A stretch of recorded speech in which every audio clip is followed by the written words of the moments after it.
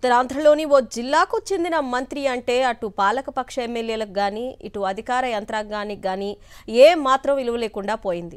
ఆయన నుంచి వచ్చే సిఫార్సులను జిల్లా కలెక్టర్ బుట్టదాఖలు చేస్తున్నట్లు ప్రచారం జరుగుతోంది. ఎంఆర్ఓ స్థాయి అధికారులు అయితే ఆయన చేసే రికమెండేషన్లను పక్కన పెట్టేస్తున్నారట. మంత్రితో పొసగక కలెక్టర్ ఏకంగా తనను బదిలీ చేసేయండి మహాప్రభో అని ప్రభుత్వానికి ఆర్జీ పెట్టుకున్నారట. ఇక ఆర్డీఓ అయితే సెలవులపై సెలవులు పెట్టేస్తున్నారట. ఏడాదిన్నర క్రితం ఇదే మంత్రి గురించి ఎన్నో అంచనాలు పెట్టుకున్న పచ్చపార్టీ ఎమ్మెల్యేలే ఇప్పుడు ఈయనపై తీవ్ర అసంతృప్తితో ఉన్నారని కూటమిలోనే గుసగుసలు వినపడుతున్నాయి. విజయనగరం జిల్లా గజపతి నగరం నుంచి గత ఎన్నికల్లో గెలిచారు కొండపల్లి శ్రీనివాస్.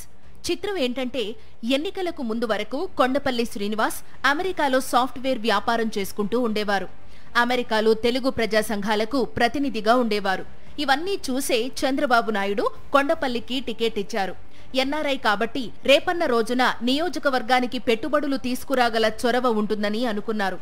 ఎన్నికల్లో గెలవగానే తన మంత్రివర్గంలో చోటిచ్చి సూక్ష్మ, చిన్న, మధ్యతరహా పరిశ్రమలు, ఎన్ఆర్ఐ సాధికారత శాఖలకు మంత్రిని చేశారు. అమెరికా నుండి ఇంపోర్ట్ అయిన కొండపల్లిని చూసి జిల్లా అభివృద్ధికి పాటుపడతారేమోనని జిల్లా ఎమ్మెల్యేలు అనుకున్నారు. సీన్ కట్ చేస్తే ఆయన ఎమ్మెల్యే అయ్యి 15 నెలలు పూర్తి కావస్తోన్నా ఇంతవరకు నియోజకవర్గంపై కానీ పాలనపై కానీ తనదైన ముద్ర వేయలేకపోయారు. కొండపల్లి ఎమ్మెల్యే అయిన కొత్తలోనే విజయనగరం పైడి తల్లమ్మవారి పండగతో పాటు విజయనగరం ఉత్సవాలు వచ్చాయి. వాటి నిర్వహణ కోసం 50 లక్షల రూపాయల నిధులు కావాలని ఈయన ప్రతిపాదనలు పంపారు. ఆ పండగలు ముగిసి ఏడాదైపోయింది. వచ్చే నెలలో మళ్లీ దసరా వస్తోంది.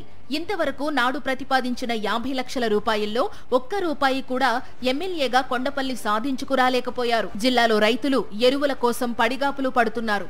అయినా వ్యవసాయ శాఖలో ఒక్క సమీక్ష కూడా నిర్వహించలేదు కొండపల్లి.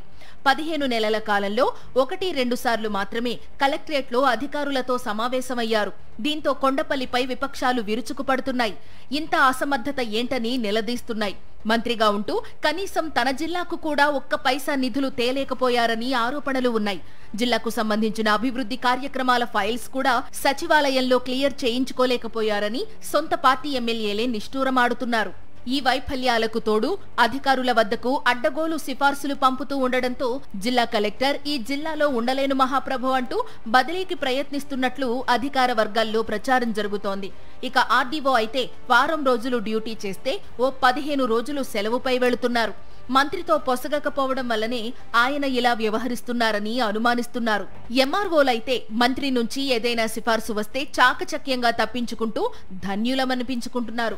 3 నెలలకోసారి జిల్లా పరిషత్లో సమీక్షా సమావేశాలు జరుగుతాయి. వీటికి కొండపల్లి శ్రీనివాస్ వస్తున్నారంటే చాలు. సొంత పార్టీకే చెందిన ఎమ్మెల్యేలు బేబీ నాయన, కళా వెంకట్రావు, కొండ్రు మురళీమోహన్, కోళ్ల లలితలు హాజరు కావడం లేదు. అప్పుడప్పుడు నెల్లిమర్ల ఎమ్మెల్యే లోకం మాధవి, విజయనగరం ఎమ్మెల్యే అతిథి గజపతిలు మాత్రమే హాజరవుతున్నారు. మంత్రి క్యాంప్ ఆఫీస్ వద్ద కూటమి కార్యకర్తల హడావుడి కూడా ఏమీ ఉండడం లేదు. ఎవరైనా ఏ పని కోసమైనా వస్తే డాడీని కలవండి అని కొండపల్లి అనుచరులు డైరెక్ట్ చేస్తున్నారు. ఇది మిగతా నేతలను అసహనానికి గురి చేస్తోంది.